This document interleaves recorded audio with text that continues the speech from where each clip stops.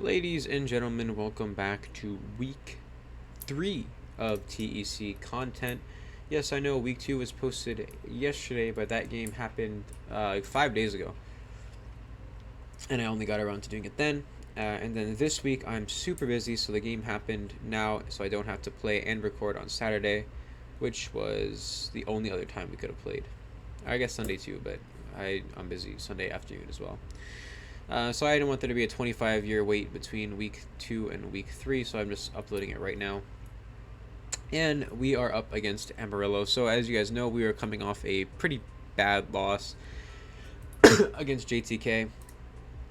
Not bad in how he played, or well, yeah. It's if you haven't seen, basically we choke against Cartana, which is a sacred rule, so I can't really complain about it. But that is last week. This is this week, and we are heading on to Amerillo. So Amarillo has been around for a very long time. I think they were part of like season 2.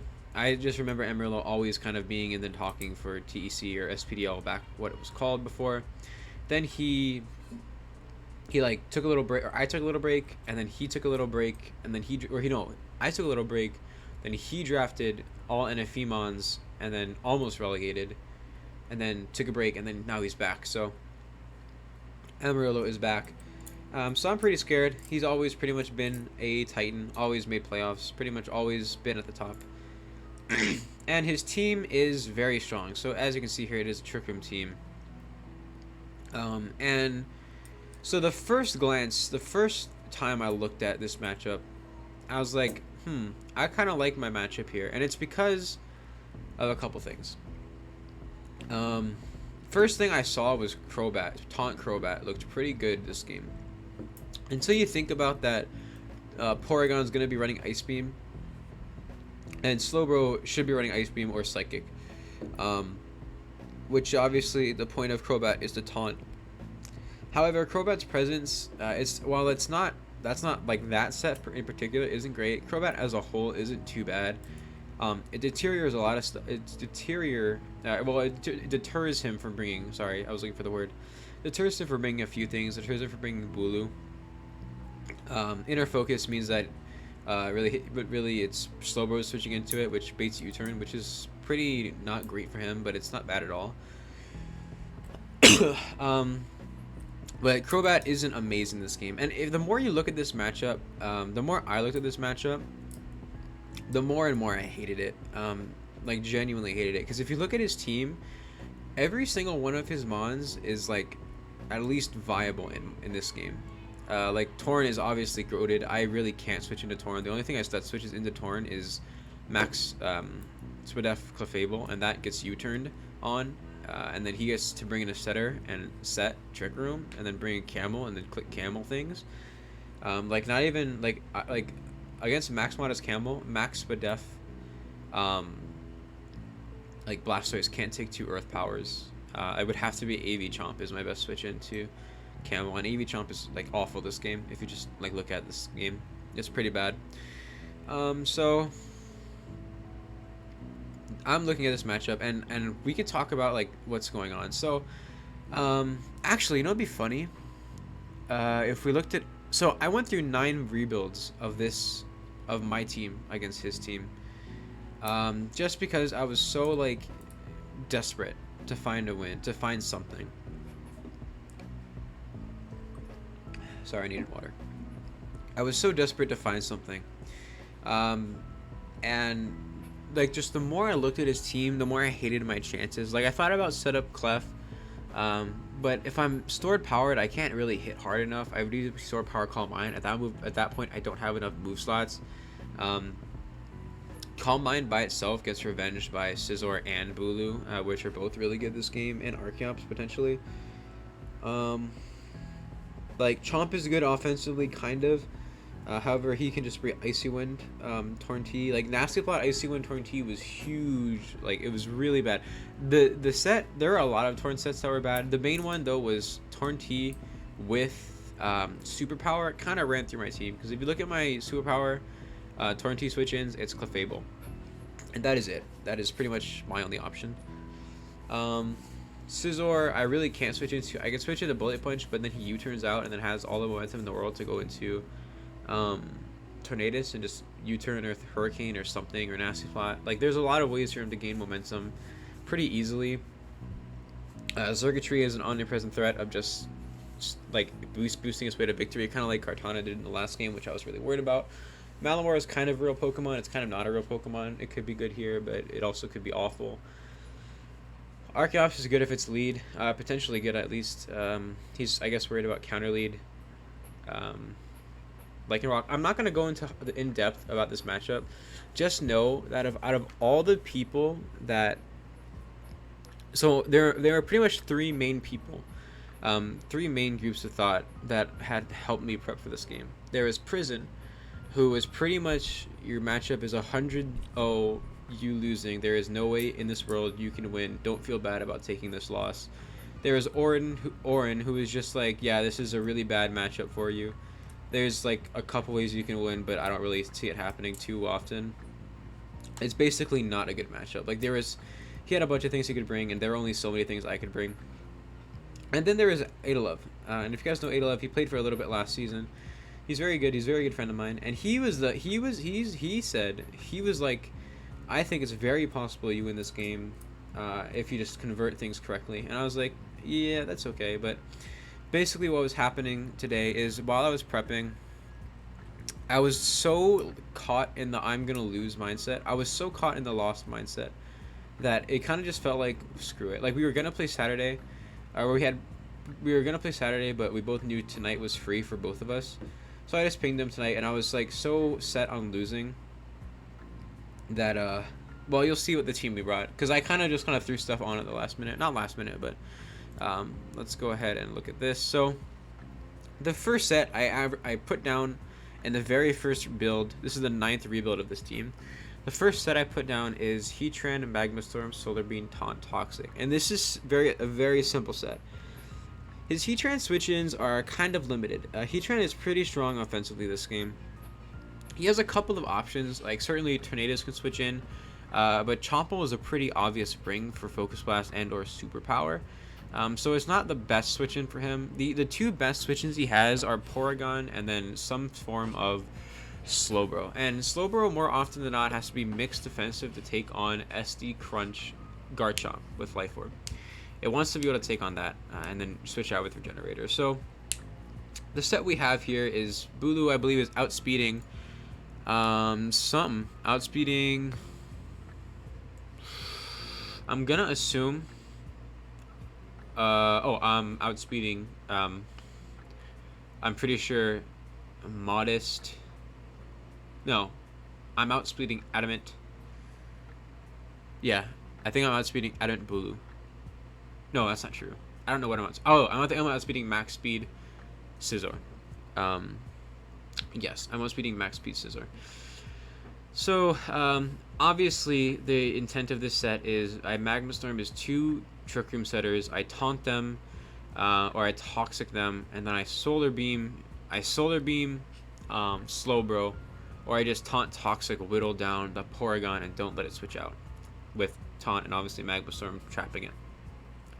So this is a pretty cool set. I will admit.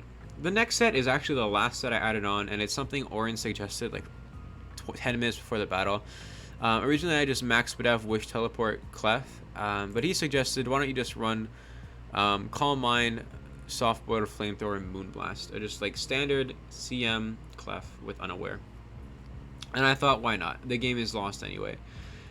So I throw it on here. And it's a pretty cool set, actually. It's not that bad. Obviously, the things that it loses to are like his like physical move, Dragalge, Gunk Dragalge. It loses to,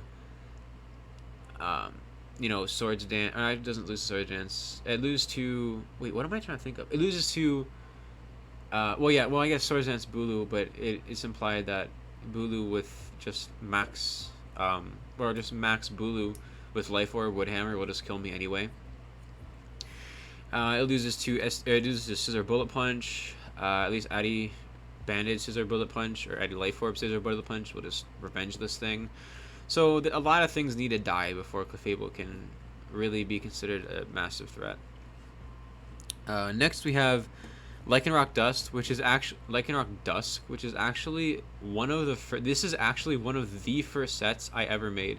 It was like in the second draft of um, crafting this team. I sent it to, I believe, the ICH chat with 8 of them, and they were like, "Yeah, this is a pretty interesting set." But then I was messing with Bandit and other things, and then I inquired Orin right before the battle again, like 20 minutes before the battle. He was like, "Yeah, I like this better than Bandit." So I was like, "All right, cool." Obviously, the intent of this is to set up here. It has Babiri Berry for Slowbro. Not Slowbro. It has Babiri Berry for Scizor, Bullet Punch, Revenge, and it is not able to hit Slowbro. And you'll see why in a second. I was really banking on some stuff. So Blastoise is here as well. I know it's kind of lame to bring the same set 2 weeks in a row, but this is the same attacks. Obviously, Water Pulse is for Mega Camo, Ice Beam is Ice Beam for Torn, Dark Pulse is for Slowbro, Flip Turn is for Momentum. They're all very good moves, but Blastoise move pool is 0. You can name the amount of viable moves Blastoise has, like on like your your fingers, like your 10 fingers, like Water Pulse, Ice Beam, Dark Pulse, Aura Sphere, Flip Turn, Rapid Spin, Body Press, and then like there's gimmick ones. Like those are the big ones you have to check and you look at first. So very basic set. Flip turns out. It invites in his Trick Room setters again, or mainly Porygon. So flip turning out on Porygon and preventing it from getting Trick Room up is pretty huge. And next is Garchomp with Earthquake, Dragon Claw, Stealth Rock's Toxic. So speed here is to outspeed Bulu and Toxic it if we need to. The move pool, or the 4 move syndrome, right? Garchomp's biggest weakness is 4 move syndrome. Toxic, Rocks, Stealth, Claw, and Earthquake are the best moves here. I originally had Flamethrower, which is why I'm lax, but I switched it like 10 seconds before the battle. So going into this battle, obviously I'm not hopeful. We weren't even. Oh, did I just spoil the game? I think I did. That's okay. You guys are gonna get you don't. No one comes. If you're watching this video, you're in the thing anyway. You know what's going on. So I'm not re-recording 10 minutes of this. Not happening. So I posted this like right before the battle, or like 45 minutes before the battle or something like that. And this was literally the only potential thing I see winning. Potential sequence is Trap, Slowbro, and Kill It. Blastoise flip turns on Porygon into Lycanroc. Lycan comes in against Torn. Porygon fears CC against Ban and switches on my CC. He can't revenge Bullet Punch because it'd be rare. And like this is a very silly thing to bank on. It requires him to have like prep and play into my prep. It's like perfect conditions when gone, and you'll see what happens. So let's go ahead and look at the battle. So there are a few things to take note of right away. Number 1, no Camel. So he has no real Trick Room abuser other than the Doublade, which is another funny thing, because if you notice on his team, there's no Doublade. So, and this isn't a doc editor's fault. 1, because I am one of the doc editors, and 2, because by the time this is a prep doc image. So this image is from a prep doc. So you put all of your opponent's mons in, and then it brings up this prep doc, and you can like look at this, and it's helpful for prepping. When I put this in, he didn't have Doublade. So obviously, I'm looking at this replay, or I'm looking at this lead matchup, and I'm like, okay, well, there's a Doublade on my screen, which is something that has not been calced for at all. Like, I know 0 calcs because of this mon. And I'm kind of like, okay, this is obviously not good, right? This is bad because not only was there no, but basically going into this game, I'm pretty much like I'm losing. Like I ping him in the scheduling chat, and I'm like, what did I say? I was like, yo, I've accepted this as an unwinnable game for me, so I can go today if you wanna. And then he said, I don't agree, but what's the name? Or well, he doesn't agree that I straight up lose, but basically, I'm playing this game like I've lost already. So we go ahead and we lead here. He leads Slowbro, I lead Heatran because he doesn't really have a ton of Heatrans right now. And there's a lot of things actually. So we don't see the Bulu. And we don't see the camel, which are the big two that are kind of a relief. So Slowbro comes down on Heatran, and there's no reason for him to switch here, so I click Magnum Storm, and he reveals that he's Spadef. Pretty heavily invested Spadef, and fires off Scald. Scald does not 2-hit KO, that's what all the Spadef is for. And Magma Storm brings him down. Solar Beam doesn't kill from that range, so I fire off another Magma Storm. It doesn't matter at that point because he reveals no lefties, so even if I miss the Magma Storm, the chip from the other Magma Storm should have put it in range. And then I go ahead and fire off Solar Beam and take out the Slowbro. So now I'm like, okay, that's cool. Like, at least that tech worked, and that's like creative question mark. But I'm still kind of like, alright, well, Tarn is still alive, right? He still has a setter, he still has Doublade, he still has Circuitry, he still has Sizzler, and it's pretty much still lost. So, it brings in Doublade. I don't want to get Revenge killed. I'm going to switch into Garchomp, and this is actually Adamant max attack damage, I'm pretty sure. Because I don't know any of these calcs, so I'm calcing this mon at least.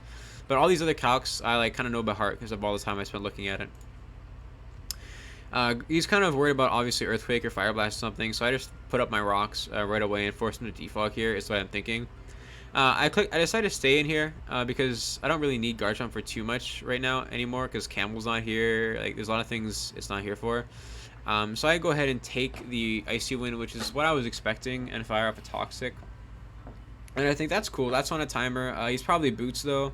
And then I switch in Heatran to sack to this thing. See Icy Winds again. So obviously I'm still kind of seeing superpowers here, which is obviously what his best set was against me. I mean, I could have gone Clef to Preserve, but it doesn't really matter. I go into Lycanroc Dusk here, and I click SD.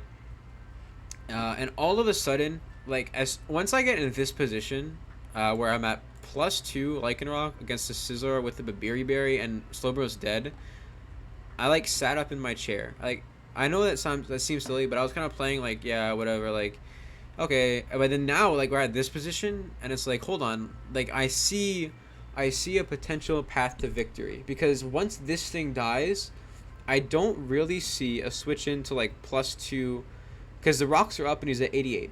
So if I get to +2 Clef, there's nothing. And I'm faster. Nobara is faster than this Doublade here. So obviously the plan continues to go accordingly. He bullet punches. I'm Babiri Berry. I CC here. I could have Fire Fanged, but Fire Fang can miss, and I would have cried. So I just clicked Close Combat. And Miwa is down to, well, obviously she's not down, but then the Doublade comes in. I can't really touch Doublade, so I go into Blastoise, thinking that Lycanroc is still good to revenge Torn. And Blastoise tanks a hit. I go ahead and flip turn on the incoming Porygon. The only thing that can really switch into Blastoise is Porygon right now. So it's kind of his only play. Like, even if he stays in here, I go Garchomp, and it doesn't really matter too much. Now Clefable's in, and I click my Calm Mind, like, as soon as possible as Porygon fires off a Trick Room. He has no info on my ability, so if he has Toxic, he can figure it out, but he decides to teleport here, and I'm at +2, which is really good. Because from that damage, this is when I calc that damage from before. This is max Adamant, and Iron Head does not kill. It doesn't kill. So he Iron Heads, and I live. No flinch, thankfully, and we Flamethrower. And now his Trick Room is working against him. He can't kill me with Porygon, and this Trick Room makes me faster than Torn and Circuitry. So I'm like, hold on, this is... Not only is Clefable not losing me momentum, but it's, like, winning. Which is, like, weird, right? Like, at this point, I'm still kind of in disbelief that I'm in a good position. I go ahead and Soft Boiled here to get as much HP before the Trick Room goes away. As he Volt Switches, Porygon comes in here and reveals my Unaware, which I think he wanted me to be the other ability. Possibly for Circuitry. Circuitry comes in here, and I go ahead and just fire off a Moonblast. I'm at full. He can't really touch me. He Toxics here, which is tough for me, but obviously at this position, I'm in, like, a really good spot somehow. Nobara can't really take on Porygon now that it's Toxic, actually, especially because he's Unaware now. So I switch out into Hoopa and Bound. Porygon can't really touch Hoopa as he opts to recover here. Teleport is fairly obvious, and I can't 2-hit KO, so I just knock off his Violate. This is the most, like, the safest play for me. Torn comes in here, and obviously he can kill me with U-turn. Even though he can kill me, I just go back into Nobara. There's really no reason for me to risk that. Another thing is I believe, yeah, he took rocks damage, which is pretty interesting, pretty big. So he's not boots. Porygon comes in here, no longer has his Violate. I just go hard into Hoopa Unbound because if he keeps going into Torn, that's fine. He opts to do that. I just Hyperspace Fury, bring him down to 22%. If he wants to teleport, that's fine. If he doesn't teleport, that's fine. He foul plays, and I click Hyperspace Fury again. And then he brings in the Tornado Starion. So, pretty shocking win. I'm not gonna lie. As soon as the game ended, I was kind of like, what? Like, I don't know. It was just like pretty trippy, the idea that I won this one. There's a possibility Lycanroc doesn't kill from this range, so I just go Blago Blastoise, just 2-hit KO. I thought it actually O-code, but I guess I'm an idiot. Or this is Assault Vest. So, yeah, that is going to be the game. I really don't know. Like, good game to Amarillo. Like, huge sportsmanship for believing in me, I guess. He also believed in me. But this is pretty shocking for me, especially with the curveball of not knowing Doublade was like an option. That was pretty crazy. But yeah, I was pretty much like, after this happened, like once this screen popped up, Chairman Villa won the battle, I was like, what? Like, I won. It was more like a question. Like, was so like preconceived in my loss that there was like no way for me to win in my mind until, or there obviously was a way to win, but in my mind, but it was still like, it's not gonna happen, you know. Like, it was just really weird. But GG's to Amarillo. He was third, so he's still probably gonna make playoffs. Even though he just took this loss against like one loss, he's definitely a top 5 coach. But yeah, that is gonna be it for me. Next week we play Pulsey, which is Sag, because I don't want to play Pulsey. ICA Blood is strong. But yeah, that is going to be good luck to you, Amarillo, through the rest of the season if you made it this far. Good luck prepping, good luck playing for everything else. And that is going to be it for me today. Goodbye, God bless, and have a great day.